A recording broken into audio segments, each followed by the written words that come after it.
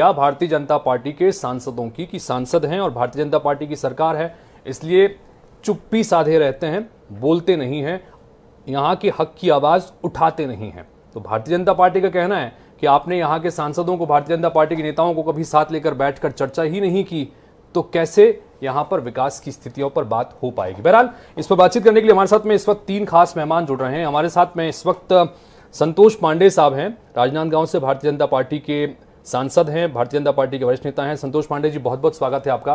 मेरे साथ स्टूडियो में इस वक्त मौजूद हैं संजीव शुक्ला जी, कांग्रेस पार्टी के युवा नेता हैं और तेज तरार वक्ता भी हैं। बहुत बहुत स्वागत है संजीव जी आपका। और साथ ही हमारे साथ में वरिष्ठ पत्रकार बाबूलाल शर्मा जी भी हैं, जो लंबे समय से छत्तीसगढ़ के गठन के समय से भी और छत्तीसगढ़ के गठन के पहले से भी लगातार इन तमाम चीजों को देखते आए हैं। ठीक है संजीव जी, क्या कहेंगे? सीधे सीधे ये आरोप कि भारतीय जनता पार्टी के चुने हुए जनप्रतिनिधियों से बातचीत नहीं की जा रही, और पूर्व मंत्री को भी आपने सुना, उनका भी ये कहना है इस मसले पर, राजेश मूणत को भी आपने सुना कि सिर्फ पत्राचार करते हैं, भारतीय जनता पार्टी के नेताओं से, सांसदों से मिलकर बातचीत नहीं करते। अगर बातचीत हो तो विकास का कोई साझा रोड मैप तैयार हो सके, सब लोग मिलकर आगे बढ़ें। क्या कहेंगे संजीव जी? सबसे पहले मैं आपके चैनल को बहुत बहुत धन्यवाद कहना चाहूँगा, साधुवाद कहना चाहूँगा कि आज आपके चैनल के माध्यम से, IANS की टीम के माध्यम से कम छत्तीसगढ़ की जनता ने राजनांदगांव के सांसद महोदय को बोलते और देखते देखते वो सुन तो लिया, देख तो लिया, कम से कम भले टीवी स्क्रीन पर ही देखा, पर वरना इसके पहले मुझे नहीं लगता कि छत्तीसगढ़ की आधा आबादी से ज़्यादा लोग ऐसे हैं जो संतोष पांडे जी को न नाम से जानते हैं न चेहरे से जानते हैं। अब आते हैं माननीय भूपेश बघेल जी ने जो वक्तव्य दिया उस पर। माननीय भूपेश बघेल जी ने क्या गलत कहा? अगर आप सांसद बने हैं तो केवल वेतन भत्ता पाने के लिए तो नहीं बने हैं। आपको देश की, छत्तीसगढ़ की जनता ने वेतन भत्ता पाने के लिए तो वहां नहीं भेजा है। आप महंगाई के मामले में सांसद, बीजेपी के सांसद अपना मुंह बंद रखते हैं। जीएसटी के मामले में बीजेपी के सांसद अपना मुंह बंद रखते हैं। जीएसटी क्षतिपूर्ति के मामले में बीजेपी के सांसद अपना मुंह बंद रखते हैं। कोरोना के समय में लोगों ने कहा कि नमस्ते ट्रम्प नहीं होना चाहिए, बीजेपी के सांसद अपना मुंह बंद रखते हैं। छत्तीसगढ़ को प्रधानमंत्री के कार्यालय से धमकी भरा लेटर आता है कि राजीव न्याय योजना बंद कर दीजिए, छत्तीसगढ़ के किसानों को 2500 रुपया देना बंद कर दीजिए, अन्यथा सेंट्रल पूल से आपका चावल खरीदना बंद कर देंगे। लेकिन ये बीजेपी के सांसद अपना मुंह बंद रखते हैं। और जब इनका मुंह कब खुलता है? जब डीएमएफ फंड की बात आती है। इन्होंने खुद एक्सेप्ट किया, मतलब जब डीएमएफ फंड की बात आई तो ये बीजेपी के सांसद आपस में घेराबंदी करके, आपस में ग्रुप बना करके चले गए डीएमएफ फंड की लड़ाई लड़ने के लिए। बीजेपी के सांसद ने ऐसा ही ग्रुपिज्म छत्तीसगढ़ में राजीव न्याय योजना के लिए क्यों नहीं दिखाया? क्यों महंगाई के खिलाफ नहीं बोलते ऐसे ग्रुप बना करके? क्यों ये लोग बेरोजगारी के खिलाफ नहीं बोलते ऐसे ग्रुप बना करके?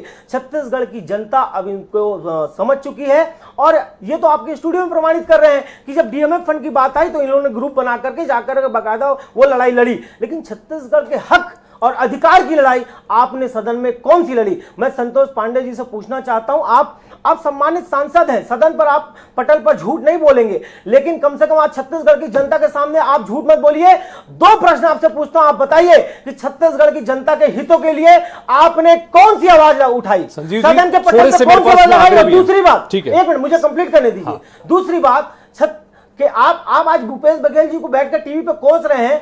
आपकी केंद्र सरकार ने कितने इनाम छत्तीसगढ़ की सरकार को दिए हैं भूपेश बघेल जी के कार्यकाल में, आपको पता है? बताइए ना। चलिए, आप सांसद हैं, आप बताइए केंद्रीय सरकार के द्वारा छत्तीसगढ़ की सरकार को कितने पुरस्कार मिले हैं? मैं संतोष पांडे जी से प्रश्न पूछना चाहता हूं। ठीक है, मेरे पास संजीव जी छोटे से कुछ आंकड़े आऊंगा। उनके परिवार को एक व्यक्ति यदि है तो 5 किलो, परिवार में 5 है तो 25 किलो उसको अनाज मुफ्त देने का काम यदि किसी ने किया है तो माननीय नरेंद्र मोदी जी ने टीकाकरण मुफ्त देने का काम जी, चूंकि जो आज सवाल सर, एंकर सर, 1 मिनट मेरे प्रश्न का जवाब आपने नहीं दिया। ठीक है छत्तीसगढ़ की सरकार को केंद्र सरकार के द्वारा कितने पुरस्कार मिले? सर, मेरा एक सिंपल सा सवाल है, आपने इतने सारे लिस्ट बता दिए, मेरा प्रश्न का जवाब नहीं। संजीव जी वो विषय हम लोग, मैं आपको जो कुछ पुरस्कार जो मिले हैं उसके लिए बधाई देता हूँ। सर, मुझे नहीं, छत्तीसगढ़ की सरकार माननीय भूपेश बघेल जी को दीजिए। और मुझे बाबूलाल जी को चर्चा में शामिल करना है। बाबूलाल जी, आप टीवी में उनको बधाई दे सकते हैं, आपने ट्विटर के माध्यम से तो दिया नहीं।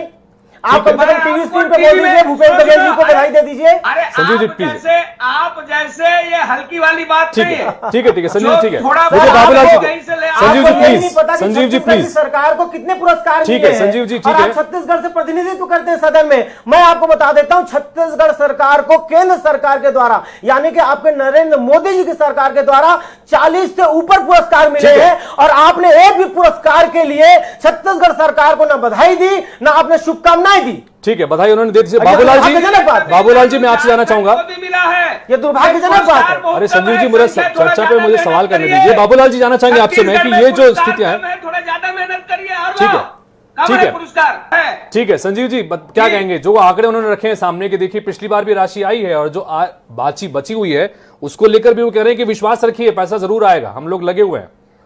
देखिए, मैं आपके चैनल के माध्यम से जनता को मैं भी कुछ स्पष्ट बातें बता दूं। माननीय मुख्य, जैसा कि माननीय सांसद जी कह रहे हैं, इनकी बातों से ये प्रमाणित करना चाहते हैं कि कोई पैसा बकाया है ही नहीं, और कुछ छोटी मोटी शेष राशि बची वो भी आ जाएगी, उनका ऐसा कहना है, उनका ऐसा तात्पर्य है। लेकिन मैं आपके चैनल के माध्यम से आज जानकारी देना चाहूँगा कि माननीय मुख्यमंत्री जी ने 6 पत्र केंद्र सरकार को लिखे हैं। अलग अलग मदों पर जो राशियां छत्तीसगढ़ की बनती हैं, हमारे जो अधिकार हैं, हमारा जो हक है, उसके लिए 6 पत्र लिखे हैं।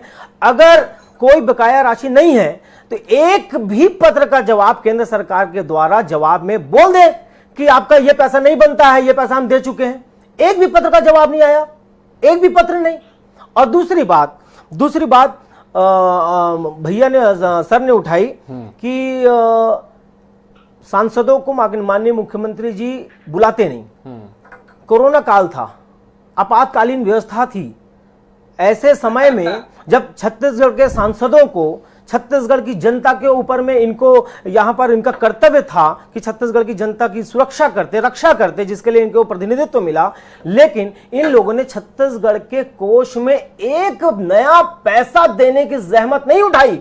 एक नया पैसा छत्तीसगढ़ के कोष में इन लोगों ने नहीं दिया। उल्टे पीएम केयर में जाकर के इन लोगों ने अपने आराध्य पुरुष के सामने में अपनी भक्ति दिखाने का प्रयास करने का और प्रमाणित करने का प्रयास किया। लेकिन क्या छत्तीसगढ़ की जनता जिन्होंने इनको सांसद बनाया, छत्तीसगढ़ की जनता जिन्होंने इनको राज दिलाया, छत्तीसगढ़ की जनता जिन्होंने इन लोगों को सदन तक पहुंचाया, उनके प्रति इनकी कोई निष्ठा नहीं, उनके प्रति इनका कोई कर्तव्य नहीं। छत्तीसगढ़ के कोष में एक पैसा दिया नहीं लोगों ने। इसके लिए क्या बोलेंगे? और जब ऐसी आपातकालीन स्थिति में, जब जनता यहां पर हमारी सुरक्षित नहीं थी, जब जनता को इनकी जरूरत थी, तब ये लोग जनता के साथ खड़े नहीं हुए, तो किस मुंह से ये लोग अब ये कहते हैं कि हमको बुलाया बाबूलाल जी, इसको किस तरह से लिया जाए? जो बात यहां पर संजीव जी कह रहे हैं वो भी, और जो बात संतोष पांडे जी आपके पास आता हूं, मैं आखिरी टिप्पणी आपसे लूंगा, लेकिन बाबूलाल जी चूंकि उनसे एक ही सवाल हो पाया है मेरा, चूंकि चर्चा इस तरह की चल रही है। बाबूलाल जी, आपने जो एक बड़ी महत्वपूर्ण बात कही, और जो बात यहां पर पूर्व मंत्री राजेश मूणत जी ने भी कही कि यहां के मुख्यमंत्री सिर्फ चिट्ठी लिख रहे हैं, जिसका जिक्र अभी संजीव जी भी कह रहे हैं कि 6 चिट्ठी लिख चुके हैं। धरना दे दे। वो भारतीय जनता पार्टी के सांसदों से, पीएमओ सामने जाके धरना, भारतीय जनता पार्टी के नेताओं से, सांसदों से मिलते नहीं है, बात नहीं करते हैं। छत्तीसगढ़ के हक अधिकार के लिए वो भी करेंगे। कोरोना काल में क्रूड ऑयल की कीमत पानी के भाव में आ गई थी, तब इन लोगों ने कौन सा मार उसमें रिलैक्सेशन दे दिया। एक पैसा नया पैसा डीजल पेट्रोल में नहीं दिया। आप कहते हैं क्रूड ऑयल की कीमत बढ़ गई है तो पेट्रोल डीजल बढ़ा दिए, और जब क्रूड ऑयल की कीमत गिर गई थी तब क्यों नहीं कम किए पेट्रोल? यही सवाल क्या संतोष जी, फाइनल कमेंट चाहूंगा इस विषय पर। प्रधानमंत्री बीजेपी सांसद बंधुआ मजदूर की भूमिका में है। ठीक है संतोष जी, फाइनल कमेंट संक्षेप में रखिएगा संतोष जी। और माननीय बाबूलाल जी शर्मा जी वास्तव में बहुत अच्छी बात कहे, और वो समझ रहे हैं इस विषय को। मैं ये कहना चाहूंगा कि आज अनेक विद्यालय जो चलते हैं, जो निःशुल्क चलते हैं, 80 करोड़ परिवार को मुफ्त में अनाज दिया जाता है, आज टीकाकरण मुफ्त में दिया गया। ये सारी व्यवस्था अर्थव्यवस्था में कहीं ना कहीं से व्यवस्था की जाती है।